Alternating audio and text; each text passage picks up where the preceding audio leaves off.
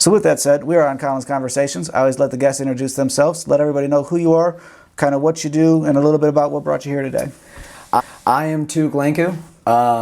Right now I've been just really trying to grind out this year, making the best of it with everything going on. So, you know, I am Tuke Lenkku, hip-hop artist / sleepless radio host, I guess you could say. Really just a co-host, but happy to be here. It's an honor. I went with Colin's Conversations. It's my name. It's an easy thing to come up with for a show. How did you come up with your stage name? Oh, wow. That's a great first question, actually. That is a great first question. It actually started in environmental science class, junior year. Mr. McLaughlin, that was my environmental science teacher. And it's actually pretty fucking crazy because me and the other Luke in the class would always be missing homeworks. So he put it on the chalkboard every week who was missing assignments like every day. And he got so tired of putting both of our names that he just flipped my initials and he put Tuke.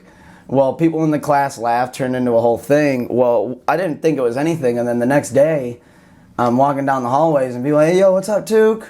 Tuke, and you know, you hear that thing 5 times the next day and you're like, wow, that sucker caught on. And I was looking for a rap name because I just started writing and I had no idea what to call myself.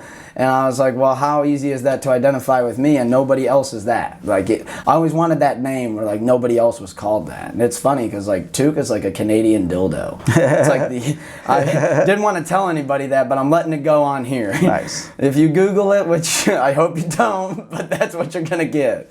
That's awesome. So that would have been what, about sophomore year? Junior year, actually. That was junior year. Gotcha. You got a line in one of your songs. When you were 16, you tweeted a rap and nobody liked it. Do you remember what that tweet was? Actually, yeah. Yeah, I think I do. Because you also have 61.5 thousand tweets. So, like, I try to go through people's shit to find those things, but I was like, I can't go through 61,000 to find it. I'm just going to ask him about that. I tweeted a rap in 2016 and nobody liked it. It was actually, I don't want to mess it up. I want to say it was the free mix, well, the freestyle, whatever the fuck you want to call it, that I did to Fire Squad by J. Cole. Gotcha. And I put my all into it. I literally put my all into it, man. I wrote that bitch for like 3 days, tweaked it and everything. And I put that sucker out on Twitter, had a cool video and everything. 0 likes.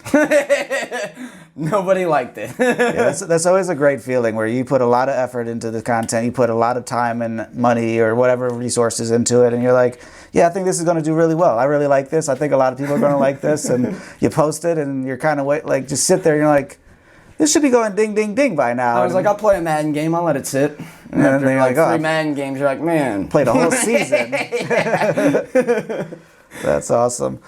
So you brought cans, but it's too bad you didn't bring bottles. So this is our gift that we've been giving out to the guests of the show.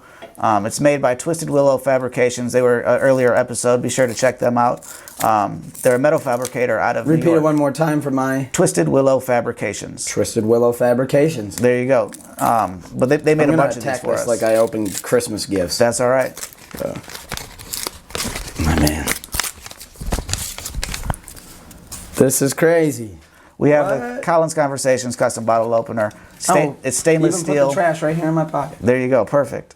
But you can leave that outside. It won't rust. It won't bust. Throw a magnet on the back. Put it on your fridge. Whatever you want to do.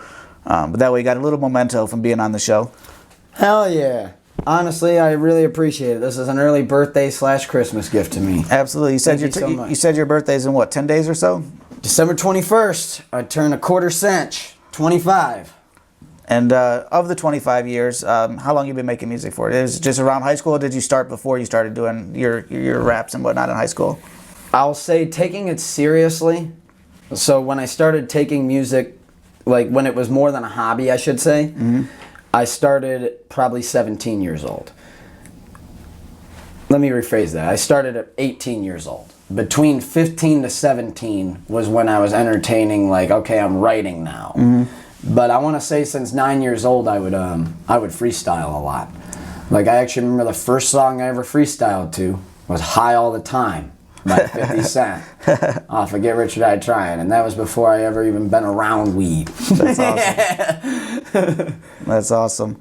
So you just mentioned 50 Cent. Let's go with another traditional question for the music people. What were some of not only the early influences, but current influences in your music, both nationally and locally? Oh, see, I could go so many different ways with this, but my influences when I first started off would be Eminem for sure. I got to give him that nod. It'd be wrong to not. I don't care what anybody thinks of Eminem now. That motherfucker still has a goat side to him. Absolutely. Nobody knows the dictionary like Eminem. Yeah, that's for damn sure. So I would say Eminem for sure on an original. And my other original, it's the first name that comes to mind, I always got to say it, Eazy-E. Okay. Just because of his bravado. I never really copied what he would talk about because I can't. Mm-hmm. But I just loved his bravado and his braggadocio. You know, to use a big word there that I don't usually use. But as far as current influences go, I gotta say, look at the hat. R.I.P. Malcolm McCormick. Right. R.I.P. Mac Miller. That's definitely the most main influence to me. I absolutely love everything that man's put out. And I would say another current influence would be Royce da 5'9". He just got nominated for a Grammy, and that is such a big moment in his career. I've been a fan of his for God knows how long. Nice. You know, I mean, that was awesome. Seeing him get nominated for the Allegory like that. So it seems like mostly East Coast and mostly kind of the Midwest scene, and then a little bit of. It's funny when anybody that says that they like Easy, I'm like, so you really just like Ice Cube, since Ice Cube wrote all of his shit. Easy now, no pun intended. No, Easy wasn't the writer. No, he was the performer. He was the entertainer. He knew how to make the delivery, make it sound good, make it look good. Well, like in Straight Outta Compton, they're like, oh, you know, and that scene where he's put the shades on in the studio, and like you said, Ice Cube was like, when they told him to get the fuck out of the studio, he's like, write the song, Cube. Did that whole thing. Get the fuck out, Cube. That's awesome. So if you had to pick only one Eminem song, since you said that was your main influence, what is your favorite all-time Eminem song? I'm back. I murder a rhyme one word at a time. You never heard of a mind as perverted as mine. You better get rid of the 9 and ain't gonna help, because what good's it gonna do against a man that strangles himself? Do you remember what you ate for breakfast? Today? Yeah. That would be iced coffee from McDonald's. Look how much longer it took you to think about what you drank this morning for breakfast, and you went into an entire recital of. It's funny how the brain works, isn't it? Ain't it? That I could never forget the opening lines of that song. I don't know what my number one would be on that one. I'd have to pick from something from Infinite though. From Infinite. Wow, that's going back. Yeah, like the original days, like before he was angry, like still broke, but like a lot of those songs, you're just like, wow, this dude is like is before there was any massive production, like that was like the most real Eminem that we ever got, I think. Yeah, Marshall Mathers LP1 Eminem though. I'm Back, The Way I Am. I mean, all those songs just crazy. Yeah, I'm the same way though. Like even Bitch Please too. I mean, they're all. Yeah. There's a reason why he's one of the most top-selling artists and all of the above. What made you want to pick rap over any other genre? What made me want to pick rap? I would definitely say that it was the easiest way I could express myself. Since even when I was just listening to music and I would play it loud enough for other people to hear it, even if it was just in my bedroom and my parents are having friends over. I was that guy. I wanted people to hear what I'm playing. Right. So that's kind of how I express myself. You know, when everybody out there is listening to the good old rock and roll, which of course I love, I'm back there playing Get Rich or Die Trying and MMLP, just making sure everybody can hear it. That's awesome. And, you know, what made me get into rap was just really being able to express myself with just what I learned not only in school, but just trying it myself. I've always been a poet at heart, really. Right. I don't want to sound too corny or cliche, but I've always been a poet at heart. No, poets throughout history, I mean, have been very popular in all cultures, and just the way to make it seem masculine and not like you're a punk bitch in American culture, like, we're going to call it a rapper now. Fun fact, actually, I want to release right now. One of the upcoming songs that I have is called The Blonde Edgar Allan Poe. And it's called The Blonde Edgar Allan, but left out the Poe just because that's a little bit too long for the name. Right. Let's go into part of getting on the show. You have to submit a video and have people get video questions and text questions, and we like to use as many of those as possible. And before I start taking some, let's use a couple things from the internet. Oh boy. Let's go with So looking forward to it. some_big_guy wants to know, who are your favorite early top 90s hip hop artists? And he didn't put an S, so you actually have to pick one. All right, I only have to pick one. 90s my most 90s like favorite artist. Okay, so for my favorite 90s artist, I'm gonna go back to the influence I just said. Eazy-E is definitely right up there. To throw another name out there though, I cannot not say Notorious B.I.G., Biggie Smalls, absolute legend, wordplay guru of the highest caliber. And for a third, though, just to throw it in there because I can't leave him out, the old dirty bastard ODB. Nice. I have to throw him in there. Cheers to ODB. Absolutely. And then let's take another one from the same submission that we had. Petter Videos. Oh, Peter Vidovic. Peter Vidovic. Peter Vidovic, my man. There we go. So Peter Vidovic wants to know, how long have you been rapping? We already covered, but what I want to know from his question is, what does the process look like, and what are your not only music inspirations, but I want to add on to his questions, like what type of life motivators or those type of things do you use to include into your music style and strategies? Those are two great questions. I'm going to have you rephrase the second one once I cover the first. We'll see how good I do on that. But as far as covering how my music process is, I would say that it always starts from an angle of like, I have to want to do it. I don't want to just think I want to do it. I have to want to do it. Right. So like, I'll hear a certain beat, and it could be off of like new Kid Cudi album, for example. And I'll hear that beat, and I'm like, okay, wait. I want to do this, but not to that beat, so I try to create something new. But most of the time, it always starts with the writing. To cover the question, it most always starts with, I thought of something during the day, and now I'm gotten home, and it's that time, and bam. I try to let the magic come to me. And for the second part of that question, which was... not only music influences, but what type of life influences or life experiences do you kind of include into your rap style or your music production?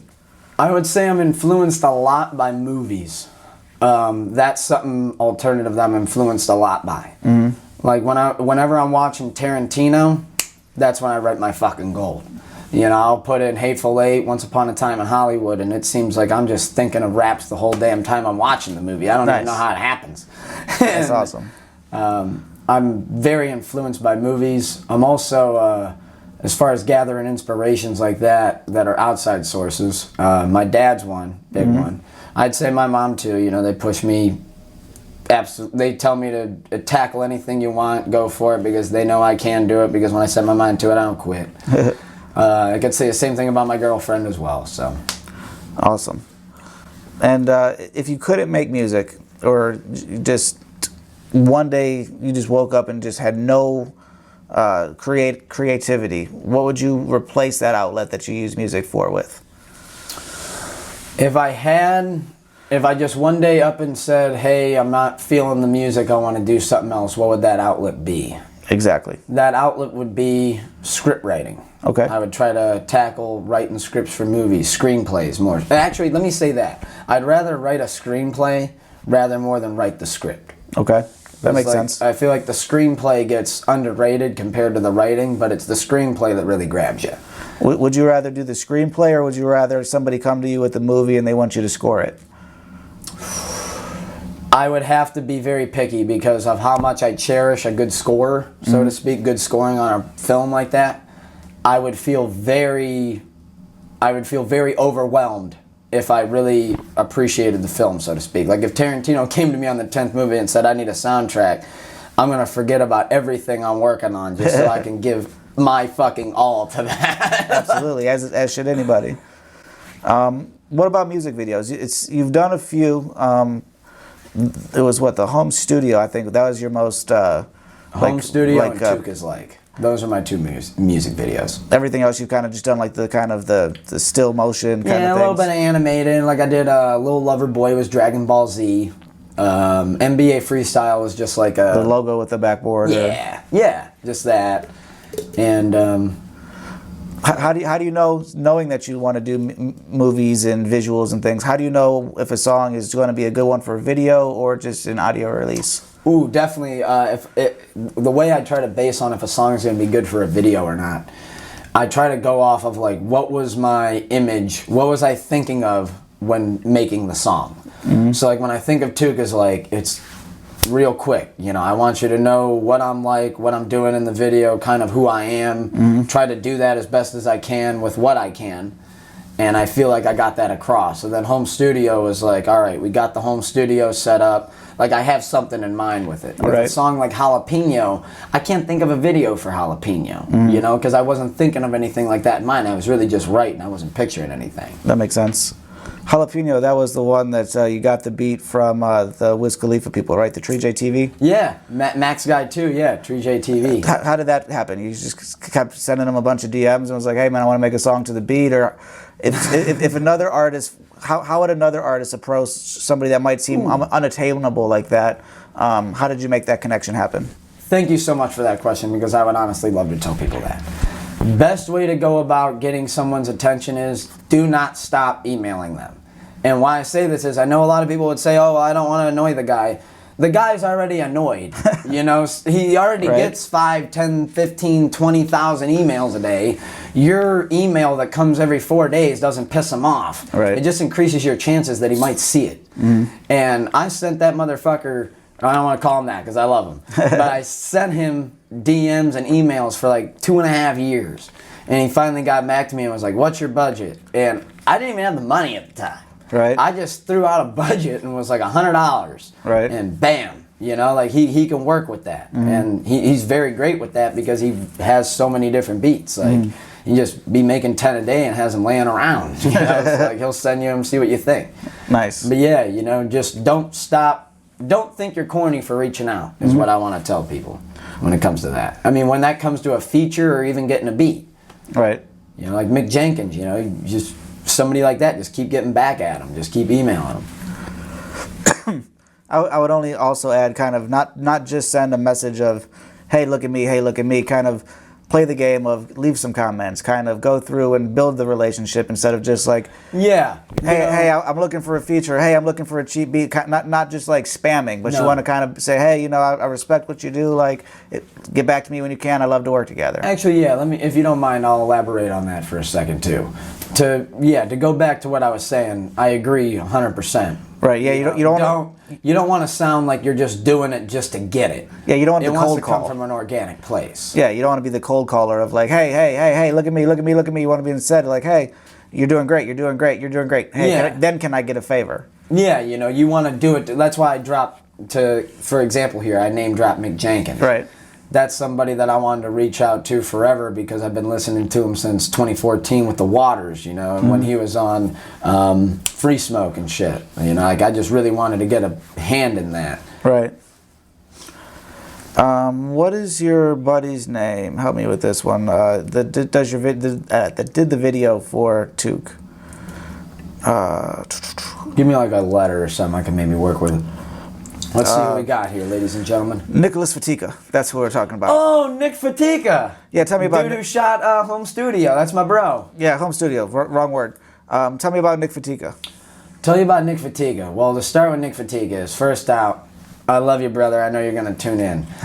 He shot Tuke's Like. He also did the NBA Freestyle, that whole animated video. He did Home Studio as well. And fun fact about Nick Fatika is I've known that man since we were in like first grade. Nice. We went to Catholic school together. That's a gem that a lot of people don't know. I was in there until 5th grade, the end of 5th grade. What Catholic school? St. Mary's in Painesville. St. Mary's. I don't even think it's a school now. In fact, I'm almost positive it's not a school now. That could be a good thing. We don't need too many Catholic schools around. Hey man, that school was a son of a bitch. I got to go out to recess about 20 times out of a whole school year. Out of a whole fucking school year. That sucks. And I got suspended on field day. What the fuck is that, man? I didn't even get to play capture the flag. That's awesome. So let's talk about. We went a little bit back into the past. It's been Northeast Ohio your whole life, or Absolutely. and Painesville area, or move around a little bit. How'd all that go? I started off right on the Menor, not Chardon side, but it's right on the edge of Menor, over by like Winking Lizard and shit. Gotcha. Yeah, I started off when I was just like 1 to 2 years, just being born to 2 years old. Started off in a condo over there. And then we moved to the Menor Headlands, Ohio, which, shout out the Headlands, I love you guys to death. We were there till I was about, well, actually I remember the year. We were there until 2007. Okay. And then we moved into our new house now, and that's my family's life house. Nice. That's actually the home that my grandpa had when my mom was a kid. Gotcha. So it's cool to see how like it's all came to be that we live in there and inhabit it now. So it's been awesome. But yeah, I'm a Menor guy, Cleveland boy through and through. Well, this will be a fun one. You know Trey Smith, and we did a fun one with Trey Smith of the top 3 places Trey Smith would go in Lake County. We have another Lake County resident in the building, so we're going to get your take on it. So if you had, we need to pick 3 activities for a day of either somebody in Cleveland, or that in the area, or somebody that's coming in. They're going to go to Lake County. What are we doing in the afternoon? All right. So if you're coming to Lake County, this is such an honor to even be able to answer this question. This is awesome. 3 places to go to in Lake County. Must go to. I'm going to say first Scooter's Doghouse. First one that comes to my mind. That's over by Menor Headlands, right? Absolutely. And I believe we need to tell everybody that you need to have cash. I believe they don't take credit cards, right? Yeah, I don't think they take cards. But they're known for their hot dogs and fries and everything like that. The top dog, you go in there, that thing's got ketchup, mustard, onions, incredible. The fries, too. You can get a small fry and the thing fills up half a bag. Right. It's ginormous. Second, I'm going to say you need to see Frank, downtown Cleveland. And Frank is a Cleveland gem. This man has a hot dog vendor that he always positions himself in the best of fucking places. I kid you not. COVID starts taking place. He's outside the Cleveland Clinic. Browns game on a Sunday, home game. He's outside in the lot. Like, he's everywhere you need him to be. Awesome. I absolutely love Frank. So I would say you got to get a hot dog from Frank. It's the best hot dog you're ever going to get, since we just spoke about Scooters. Scooters second, Frank first. You can't beat him. You can get a cold beer out of there, too. Don't tell him I said that. But for 3, though, go to downtown Cleveland. I'm going to have to give you a music venue. You got to go to the Grog Shop. All right. That's just Coventry, right? Yeah. Oh, man. So we crossed the border in Lake County, but that's all right. That's all right. All right, so to go back to Lake County. Hold on. Go back to Lake County. Sorry, I got ahead of myself. I was thinking of the Grog Shop, and I was thinking of Frank. Two Cleveland gems. I'm sorry. But Scooter's Doghouse, round 1. The bowling alley and arcade that's in the Menor Mall, right? Yeah. You can bowl, get a $2 beer, play some Guitar Hero. It's got everything you want. And then if you got a girl, you can shop around the mall and she can convince you to buy everything. So, that goes that way too. Yeah, my stepdaughter loves round 1. 2 years ago, I think already, she had her birthday party there. And there's just kids playing everywhere. You got pizza, you got root beer floats flying out. We got everything we need. Absolutely. They got. I think they even have neon bowling or whatever too, don't they? Cosmic bowling. Cosmic bowling. Third though, so I said round 1. Said Scooter's Doghouse. Why not? Third one that comes to my mind, I'm going to say Headlands Beach. Gotcha. Headlands Beach. Walk on the rocks. Watch the dude give a girl flowers on the rocks. Went terribly wrong. You asked her out. Failed completely. That's I'm awesome. sorry if you're watching this. I'm not going to drop his name. But that's awesome. So we got to the top things in Lake County. You done any traveling or anything like that, or are you kind of just always Ohio man? I've done a little bit of traveling. When it comes to traveling, I went to a couple places. My girl actually got me into it. I never really was. I was always the homebody. I don't go anywhere. I stay in my basement. Right. I hide. I'm a vampire. I'm glad we're hosting you in a basement then. You must feel at home. I feel right at home. I feel right at home. Yeah, she convinced me, though, to go to Florida. Okay. Which was the greatest vacation I've probably took. That was insane. We went there for 7 days, I believe. Where'd you guys go? We just stayed in Orlando at a hotel, but we went to Disney. And we went to each of the parks like twice. The only one we didn't go to was Animal Kingdom. She's going to love that I remembered that. But yeah, that was the only one we didn't get to go to. And then we went to Pittsburgh. Okay. Went to the Pirate Stadium, PNC Park. Went to Blue Slide Park. That was a lot of fun. How'd the Pirate Stadium stack up against Frank or Scooter's hot dogs? I'm sure. Not well. PNC did not have a Frank outside. I was disappointed. Yeah. They had some good pizza, but no hot dog, man. I don't even think I got no, I did get one hot dog that day just to see if Frank was still right. Nice. That's awesome. Anywhere else? We got Florida, we got Pittsburgh. Let me not leave out anything. I think, well, I did go to West Virginia. Okay. But that was very briefly. But yeah, besides traveling, I went to, I knew I was going to forget it. My mom would be pissed. We went to Fort Pond. This place out in Massachusetts. It's like in the sticks. So you got to go out. It's like a house every mile type of deal. Nice. But yeah, that was a lot of fun. That was when I was really young, though. Gotcha.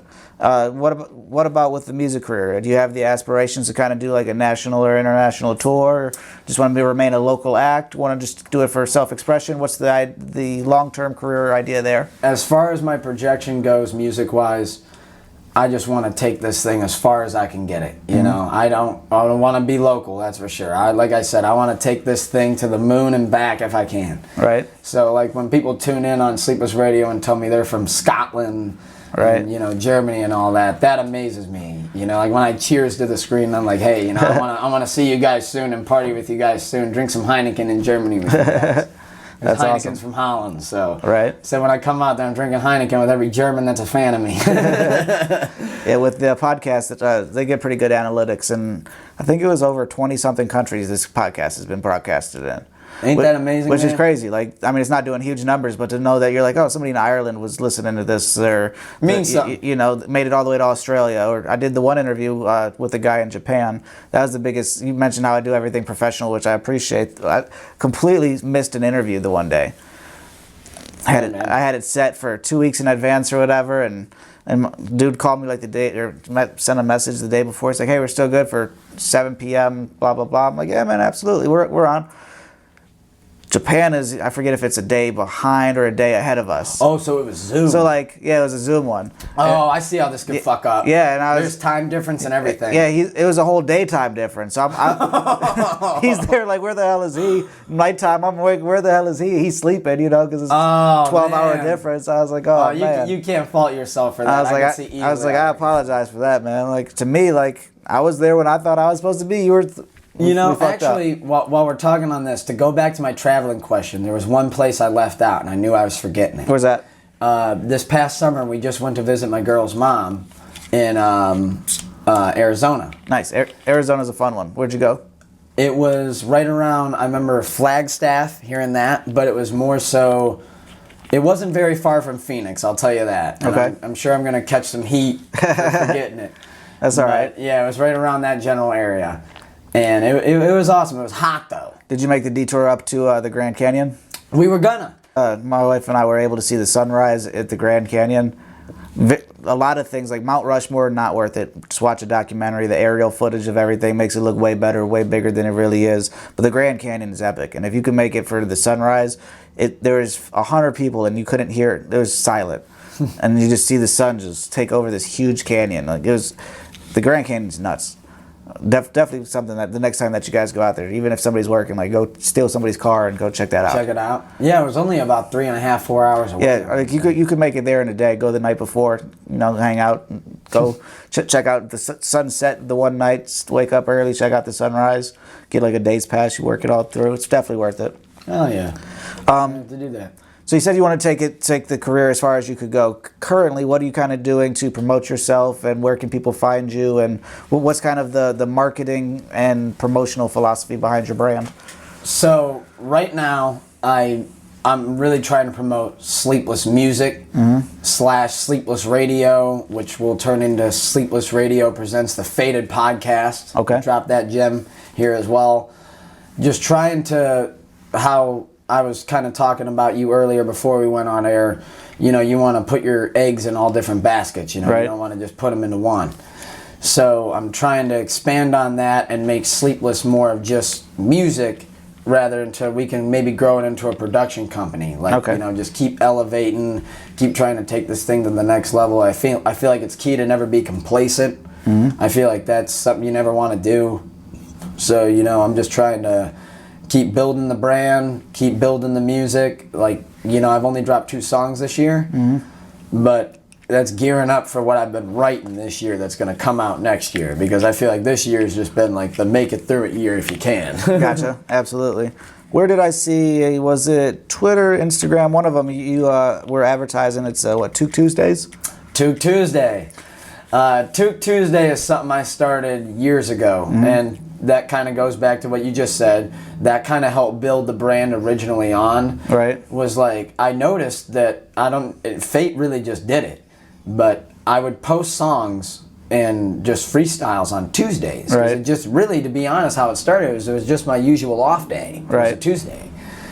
And then I was trying to put like a hashtag to it that felt cool besides just, oh, new hip hop or Right. Cleveland rap.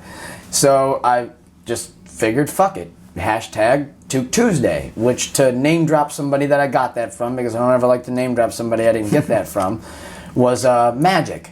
Okay. This guy named Jason, he would start the Magic Monday. And it worked well for him. And I was like, well, he's got the Monday, let me get the Tuesday. And, yeah, I did Tuke Tuesday. So, you know, I kind of was inspired off that to start Tuke Tuesdays. And then I did a project called Tuke Tuesdays. And then it was like, from there, it was like, now I always drop on Tuesday. Right. Because if I drop on Friday, like if I drop today, fucking Man on the Moon 3 came out. Who the fuck's gonna listen to me? I'm not. He said, I'm not. You know, that's funny. Yeah, that's something that not only musicians, but almost all content creators, as a marketer, as a consultant, pick at least one day out of the week and make that something that's the same way that you know that Jeopardy was on the same channel for 35 years at 7 o'clock at night, Channel 3. You knew it was coming on. It's coming on. You R.I.P. Alex Trebek. You know, absolutely. And you knew to look for Pour it. one out for Trebek. But you knew to look for it. You knew every day or every Monday or whatever show with cable, they knew you had to come and check it out. So the same way for an artist, if there's a million people making music, there's a million people making podcasts, but if every Wednesday I come out with a new episode, every Tuesday you come out with yours, you know, you got J-Work doing a great Work Wednesday every Wednesday. That's another one I could have mentioned, Work Wednesdays. So, I mean, it's something that, as a fan, you look forward to it. You're like, oh, yeah, you know, it's Tuesday, but tomorrow J-Work's going to come out with something, or Wednesday we get J-Work and Colin's Conversations. Like, I don't know what people are going to do on Wednesdays anymore. You know, look at it right there. You know, Magic on Monday, me on Tuesday. And then if you J-Work could on build that Wednesday. as a collective of, you have the music person, you have your video person, if you could kind of get a 5 to 7 person crew and you just, everybody shares the other person's stuff on Tuesday, Wednesday, Thursday, Friday, you're up. In a perfect world, I would love to see Cleveland do that. Right. You know, to elaborate on that, as Cleveland artists, I mean, to everybody watching that is a Cleveland artist, can we please stop letting our egos get in the way of shit? Like, you know, like, let's just I think a lot of Cleveland artists are music. Cleveland's a very, very collaborative scene from what I've seen, though. Like, musicians are all musicians are all going to be hard to work with because everybody's a creative person, and you know you're putting your heart and soul into it. Yeah, it could be hard to get collaborative. And you know, when you're an up and coming artist too, you know, the moment you see, you know, your tweet gets 20 likes, the other guy gets 40 likes, you want to go, motherfucker. Damn you! You stealing all my streams. No, it ain't that. Like, we can all eat together. We can all win together. You know, let's root for each other. You know, we root for the Cleveland Browns, don't we? We don't go, oh, fuck the Browns. Yeah, we do. We've been from Cleveland long enough. We know not to root for them. No, but some people do that though. They're like, "Oh, Cleveland sucks. I'm gonna root for who's ever top place in the AFC." Right. Yeah, Cleveland. When I was younger, I used to be the same. I was like, "Oh, I want to move to California or somewhere nice or warm or wherever." But the cost of living is low. There's no natural disasters. There's nothing venomous. Ain't that awesome? Like other than like people, nothing can really kill you here. You know, I might go downtown and some crackheads are going to hit me up for some money, but I don't got to worry about a hurricane. Yeah. There's no hurricane, there's no scorpions. There's just we got crackheads. We just have crackheads. But we don't got hurricanes or tornadoes. Like, we have some gangs and we have some crackheads. I can tell the crackhead no. I can't tell the F5 hurricane or the F5 tornado no. Get a job. Get a job, hurricane. The Category 5 hurricane ain't going to comply with that. Absolutely. So you've got a new project coming out pretty soon. Yes, sir. What can you tell me? What can you tell everybody else about it? I can tell everybody that I don't know who maybe saw it coming. A couple people knew it just based on me saying the title a couple times in tweets. Mm-hmm. But I put out Demons last year, which was almost like an ego death thing. I started off with Demons, and that whole thing was to free it. Mm-hmm. The Angels was me trying to now flip it and say that everything that I'm doing is actually a blessing. It's not a curse on me. Mm-hmm. And it's how on Demons I talked about the bad, and on Angels I talk about how it's good. Gotcha. And I feel like that was something I had to tackle on, but it's taken me a while to do Angels, so I have a couple other projects in the work as well. Mm-hmm. I got a feature project with my one bro. I don't want to go too much in on that because I don't want to spoil the fun and put too much hype behind it. Right. But yeah, we got Angels on the way, and then I've been flirting with the idea of a debut album. Gotcha. Of some kind. Like one that's like really me giving it 110%. You're hearing about me, stories about me, because like that's something I don't usually do in music. Right. You know, I usually keep it to what's the bar that sounds cool. Right. But also, I guess, kind of applies to me rather than what I'm trying to do now, which is like, let me give you actually who I am. Gotcha. So, in other words, you're just growing up and you're ready to kind of make a grown-up project. You know, it's not just about what's the hottest bar anymore. Right. It's about how can I relate to people. Right. You're not trying to sound cool. You're trying to kind of just be introspective and throw it out there. Yeah. And that's where the Mac Miller influence came from that I was talking about earlier. Right. Because when he started off, I mean, I love Mac, but I mean, if you listen to Blue Slide Park, he's really just rapping. Right. It's when you get, besides a couple tracks, but I mean, he's really just rapping. And it's like when you start getting into the divine feminine, you're like, okay, there's layers to peel back on this man. Right. This is who, like, you really get to understand him and actually learn to almost love him like he's a part of your family or friends almost. Right. And I feel like that's what I'm trying to do with people. I don't want to just be the guy you go to when you want to hear a catchy bar. Right. I think it's the blend of that, to put the real raw human emotion and then find the way to polish it enough that it is that catchy bar. Yeah, that you also can go right back into it. And I really like, if we want to keep on the Mac Miller topic, where not only did he have the Mac Miller, the young, 15, 16 Mac, then he had he was only, 27 when he died, so it's not like this 26. is 26, so it's not like he's going to go along with this, but like, then he also went way off and threw Larry Lovestein and went way off and went with, I always forget the name of the... Delusional Thomas. I'm always like, There's like, Larry Lovestein, Delusional Thomas. I always wonder how many more personalities are out there that we just haven't figured out are him. Oh. Like, how many SoundCloud accounts or how many, different names somewhere did he just... Larry Fisherman. Well, yeah, Larry Fisherman. Yeah. So, we got 3, 4, whatever. But, like, if we could come up with that many already, knowing how many songs he's made for how many years, like, how many of those are, like, just gems out there that nobody knows about? Oh, man, when it comes to Mac Miller, we could spend 3, 4, 5 hours talking about him. One thing I do want to say on Mac is when it came to the performance and just the energy he gave the music, he never gave you anything less than 110%. Right. I think that showed. Even, with Circles, something that I always said about him is I never understood how Mac could, even when he passed away, a couple years ago, how Circles can come out and you're still relating to everything going on now. Like, that's so rare to me. Like when I hear a song like Good News, which is my top listened to song on my Apple Music replay. It's literally my number one.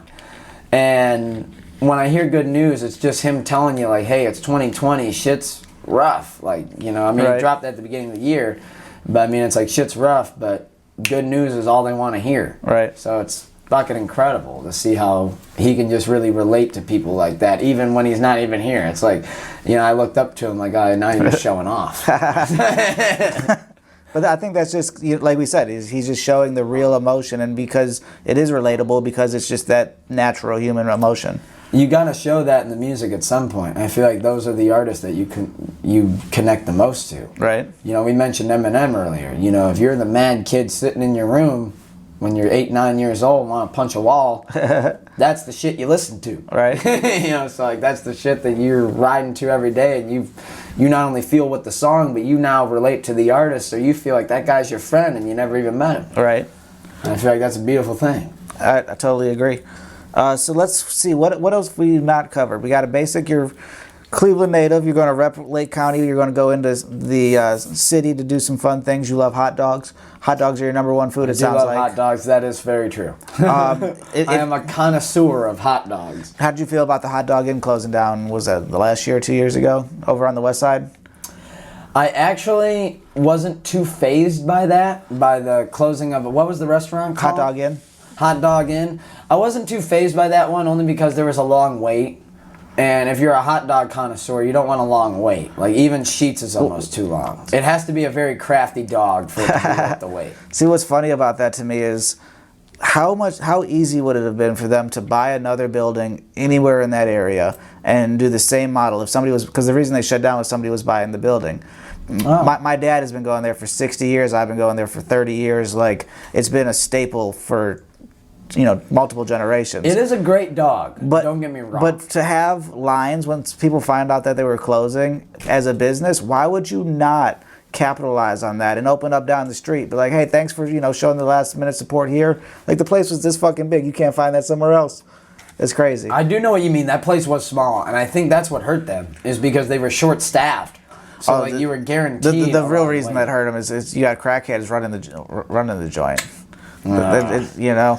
Well, that explains the business model. Yeah, and like once I thought about it like that, I was like, oh yeah, you know what? It was the one dude was a junkie, so that would explain. He's like, fuck it, we got the money from the building. We're just going to retire, you know. So you're like, well, our CEO's doing smack. This maybe ain't a good look, right? Absolutely.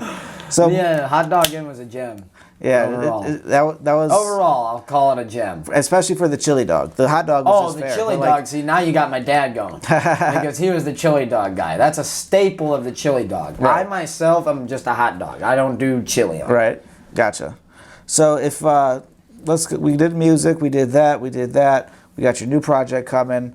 We're going to do the fans thing. I got to charge this computer. How about the wrestlers question? I know we didn't get the fan video, but I did see that in the comments. Those are coming. Oh, those are coming? We'll get those at the back end of this. I just saw that question and I'm so eager for it. So we'll get there. We will get there. That's awesome. But I am definitely excited for that. I'm sorry, I'm a WWE stan. They know I'm waiting. Continue. That's awesome. So let's go back into kind of how you're working your passion into profits. Is kind of another segment that we like to get into. What is one thing that you've learned about making music and trying to not only make it for personal release, but also making money off of your music? What's something that you've kind of realized that you've learned that you wish you could have known previously? One thing I've learned in music that I really, really wish I knew when I first started off is learning to what works for replay value. Gotcha. That was something I had no idea how to do. Mm-hmm. So I feel like people's first impressions of me were me doing freestyles to, like I said earlier, Fire Squad and I'm Back and Slim Shady, or I'm the Real Slim Shady and all that shit. And when I'm doing the freestyles to that, it's just like, you know, you heard the bar once, but does it make you want to replay the video on Instagram again? Right. You know, it's not like an official song, and I feel like maybe I should have really tackled and been confident in my songs that I had, right, rather than my freestyles over beats that people already heard, because I thought people didn't want to hear me over a beat they haven't heard. Right. And that is something I would go back and change, was to make my first impression not me just freestyling over beats, which is something I've done for fucking since I was 9 years old, like I said, so... how do you know when you want to go with an original beat? Do you have any producers that you really like to work with, or because I know you started out using other people's beats, like you just mentioned, but you can't really profit off of somebody else's beats. That's why it's a free mixtape. Right. You can't even put it on streaming. Right. So, are there any local producers that you really like their beats, or anybody that locally that you want to work with soon? Local producer-wise, first name that comes to my mind, we actually have an idea in mind. It's a guest that you had on your show, Trey Smith. Absolutely. That is my bro. I've known him for so long, and whenever we get together, it's always a fucking blast. You never know you never know what kind of drinking's gonna go on or whatever. I don't want to speak on it too much, but no. Trey, me and him got like a rock type sample going on. I'll even tell you the band. I don't want to say the song to ruin it, but Sum 41. Okay. And I'm trying to kind of venture into almost like a Tickets to Hollywood. Okay. I think is what it's called, the MGK new album. Gotcha. If I fucked it up, I'm sorry. I love Tickets MGK. to Downfall, right? Tickets to My Downfall. There you go. Tickets to My Downfall. Thank you. Tag team, we got it. Yeah. Appreciate it, brother. But yeah, so Trey's a producer I love working with. I've been working a lot with this producer named Barba Beats. Barba Beats? Tune in. I love you, Barba. Me and him did Light It Up. Okay. That was phenomenal. That went phenomenally. I think that was great. Obviously, I love staying in contact with Tree J. Okay. That's been amazing. And I want to shout out another producer to end with.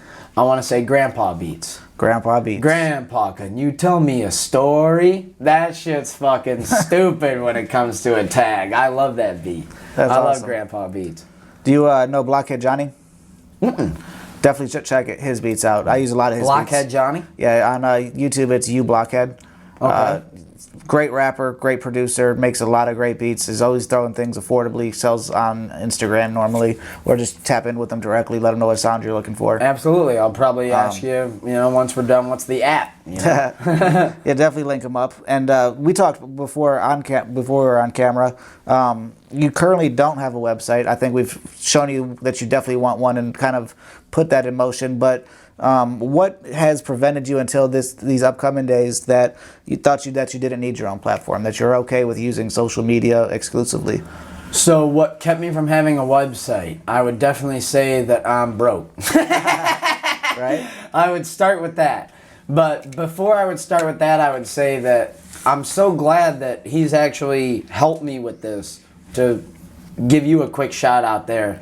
Because a lot of people like me, so for those of you like me watching this, there are people like him, good friends, that will help you if you don't know how all that works. Because somebody like me, like I was telling him earlier, I don't know how to work a fucking iPad. Like, I mean, I need help on this shit because I don't know where to start. I don't even know what to look up, and when I do, I get too high and I fucking start writing because I don't remember to look it up.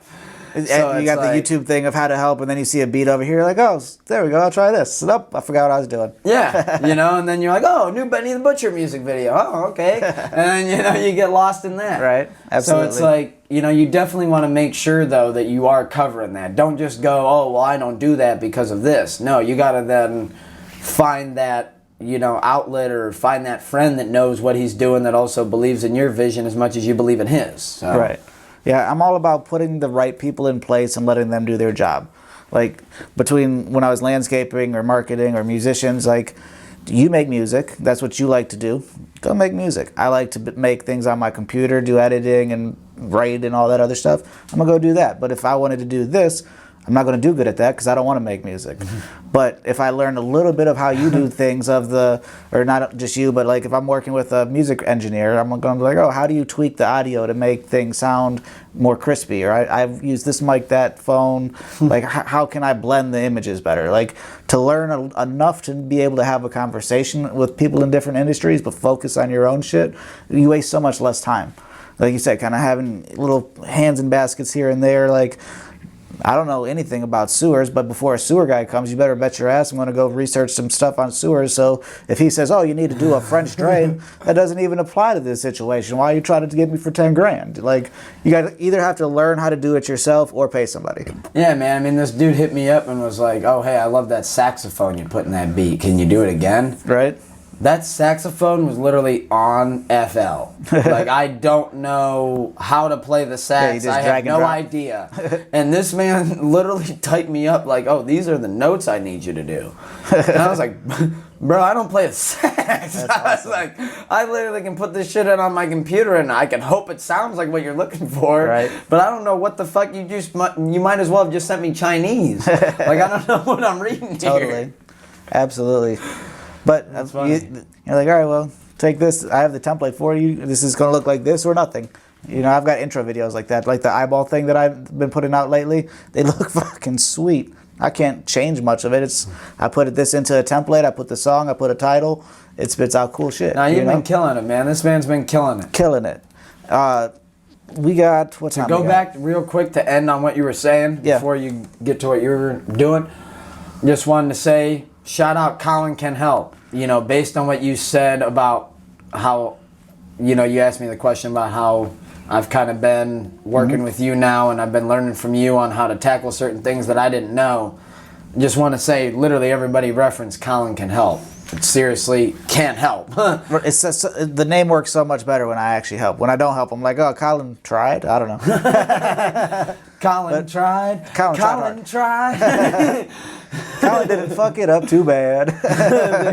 No, I trying to think who did that. Merle Haggard. It's a Merle Haggard song. So Colin tried. Colin tried. Yeah, we'll have to make a new jingle one day. What things have we not covered that you think we should cover? I think we're right about an hour, right around wrapping it down. We're going to do the video questions after we shut the main thing down. What did we not cover? Something that we maybe didn't cover. How I maybe get through my every day-to-day, because people are a little bit maybe thrown off by my Snapchat. All right, let everybody know let everybody know the truth behind how you get through your day-to-day then. Well, you know, everybody knows I go on Snapchat every day and I say, I hope everybody has a blessed and wonderful day, and I put the phrase that I'm literally feeling behind it at the moment. And I put a jam behind me. When I'm jamming music, I'm just smoking, because every day, I haven't missed one yet this year. So we're almost done with the end of the year. I haven't missed a smoking video yet where I tell everybody I hope everybody either had or is having a blessed and wonderful day. And, you know, I feel like I gotta clear up something. I don't get drunk all the time. I know it may be contradictory to what I'm doing here on the show. But no, I don't get drunk all the time. You gotta be able to party, have your fun, celebrate your wins, maybe sulk over your losses with a cold beer or 2 or 3, and not, you know, you want to stay in the saddle. You know, don't let it throw you off. Don't not stop. You know, don't stop working. Right. That's what I want to say. You know, don't let the partying and the celebrating affect your work ethic, because once it does that, then it's not okay. Then it ruins it. And I feel like that's very crucial, is to just stay in the fucking saddle, you know, stay on point. Right. You know, if you're a smoker, great, but don't be the guy that sits in the couch. Right. You know, bust ass, do what you got to do, whether it's music, fucking landscaping, anything. Bust your fucking ass at it, because you never know where it might take you. It is funny to me how we are approaching legal days, though. As you see that marijuana made it to the House or Senate or whatever. But the whole everybody's a lazy stoner. Not everybody's a lazy stoner. A lot of lawyers, a lot of high level officials that you wouldn't ever think, you know, toke up the same way you do. They just don't put it on film. And you know what? Let me say this too. I'm not 100% on being efficient when I'm fucked up. You know? I want to say 70-30. Let me say 70-30 for everybody out there that wants me to be realistic. I'd love to say 80-20, but 70-30 sounds a bit more realistic. Right. Because, you know, when you're smoking or whatever, you know, you might like to play a video game. Right. Maybe Madden, maybe 2K for me recently. Let me shout out and plug Assassin's Creed Valhalla. I'm not sponsored by them, but goddamn, that's a great game. And you can go on there high as fuck, shoot some Templars with a bow, take an axe to somebody's head. Nice. It's fun shit. You know, you got to be able to let loose, though, too. You know, to elaborate on the bust your ass and work hard, you also got to know when to kind of almost take a step back and let yourself replenish. Right. Because if you don't recharge, then you're just going to run dry. Right. You know, that's why some nights, you know, me and my girl might go to a movie, I might go home, get drunk, listen to some CCR all night. You know, and that might be the night, and that's okay. Right. Because the next week, it's like you're going to bust ass and be working on, you know, just recharge the batteries. Yeah. You know, you don't want to run yourself dry. That work all the time thing, it sounds great on paper, but it fucking kills you mentally. Right. And I don't recommend it. Absolutely. Absolutely. That's a nice way. I'm going to wrap it right here. The way we end every interview is you're going to look dead at this camera. You get up to 1 minute to do what we call the digital soapbox. You get 1 minute to end the interview on any any level you want. You could be promotional, inspirational. You could just let everybody know where you're at. You could just mic drop and not use the minute. However you want to end the interview, you send people off your way. As they do on First We Feast. I'm looking at this camera. Bam. This camera's looking at me. Bam. I want to say the Angels EP is dropping soon. Sequels to Demons. Of course, I'm going to make it a deluxe album because that's what everybody's doing this year. I'm going to make it Angels and Demons. I'm going to drop a song on my birthday, December 21st. I turned 25, quarter century. Have a drink on me. I want to say thank you, Colin's Conversations, for having me. Shout out Colin Can Help. Amazing being on the show. I got Sleepless Radio episode 28, 29 going on episode 30 before my birthday. Don't know when this comes out, but I wanted to throw that out there. Episode 30 is approaching. Happy to have been blessed this whole year and just be trucking it through and working and grinding and planning for 2021 because you got to keep moving forward. Thank you for having me on the show. It has been an absolute blessing. This has been so much fun. I've looked forward to it all week. It's Big Tuke from the 440. I salute you, and you guys have a blessed and wonderful day always.